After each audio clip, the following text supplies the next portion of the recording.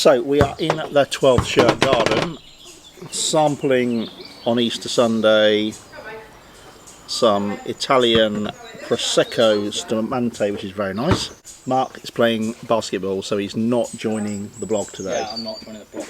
We need to say a bit of a get well message to some people. Kevin, who's one of our followers, has been quite poorly with coronavirus. Sounded like he's been quite ill, but he's on the road to recovery, which is good. Get well soon, Kevin and Eleanor. We hope to see you soon, maybe for a virtual pub night. Music followers, a little bit of a plug for a friend of ours, Mr. Paul Gahuli, whose son JJ is a good friend of ours.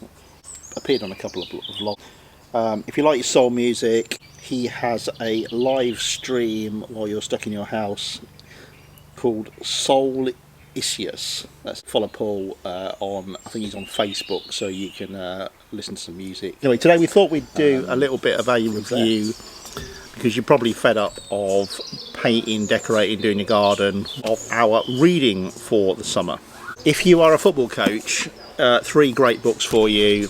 Pep Guardiola, The Evolution by Marti, Perarnau. It's a bit of a story of Pep at Bayern Munich on his season there. Lots of great stories about the year there, the formations, his thoughts, so it's well worth a good read. We tried out one of his ideas in here at a bit of a game when we tried our 2-3-5 formation and lost 14-2, so that wasn't so good, but it's quite an interesting story. Jonathan Wilson, this is a fantastic book, Inverting the Pyramid. This is a bit of a history of football formations going back many years, right through to the 1930s, so if you like football history, that is a good one to read.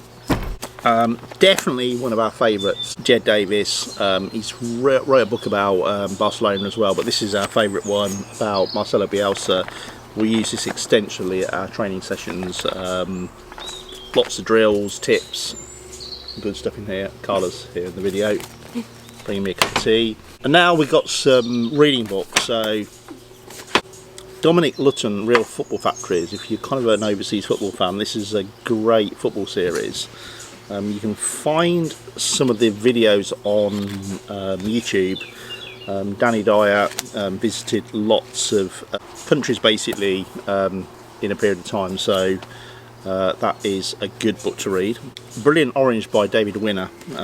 This talks about Dutch football, total football, but also there's quite a bit of interesting information about kind of how Dutch football evolved based on kind of like the geography of Holland and the polders and stuff like that, so that's a good one.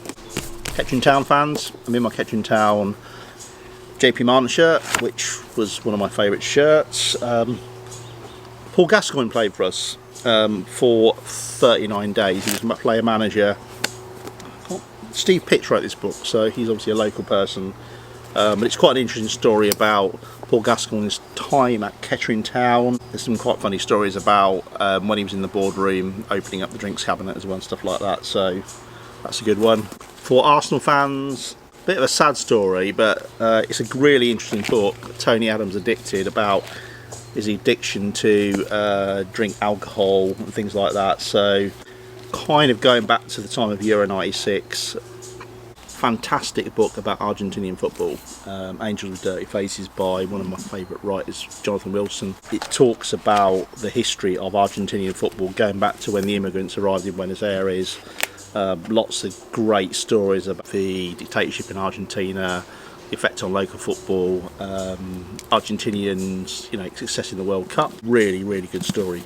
Finally, for our Rio Ave fans, we picked this up at the stadium last year. Rio Ave's 80th year. Lots of great photographs and pictures of the history of the club. It's 80 years, so we're hoping to be back there soon for some football. A couple of magazines. This is a great one to subscribe to. These Football Times. They kind of tend to do a magazine every sort of couple of months on various topics. They're going through an issue on clubs at the moment. This one is on Boca. So they sell out quite quick, so you need to subscribe to their release. It's not too expensive either. But yeah, that's a good one. These Football Times.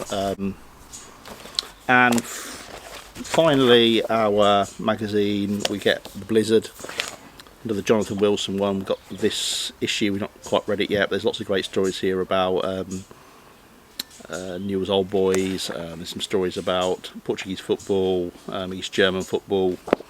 So that's a good one to subscribe to. You need to do that online. I think it's about 40 quid a year. You get like about 4 or 5 issues as well, so it's a good one too. Look, we're having people slightly take the mickey at our blog. Where's Mark anyway? He's not jumped in the pond, has he? Anyway, but these are the books we're going to be reading this summer. We've not read these yet. We're going so mad we're talking to a camera now. People are laughing. Oh, pass the Prosecco, please. So a couple of... There you go. There we go. We're back with the Vino Spumante Extra Dry. Very nice. Couple of Jonathan Wilson books. He's a great writer. We're going to be tucking into this one over the next few weeks. The Names Heard Long Ago, which is a little bit of a history of Hungarian football. If you've been to Budapest, it's a great city. The story is about how in the 1950s Hungary was a great football team and probably dominated world football, and it's about how their coaches moved across the world to places like Italy, Germany, Brazil, Argentina. So we're looking forward to reading that book because Inverting the Pyramid and Angels with Dirty Faces were great books. 1,000 Miles to Jamor, which I understand from reading the book is linked to the place where the Portuguese Cup final is held.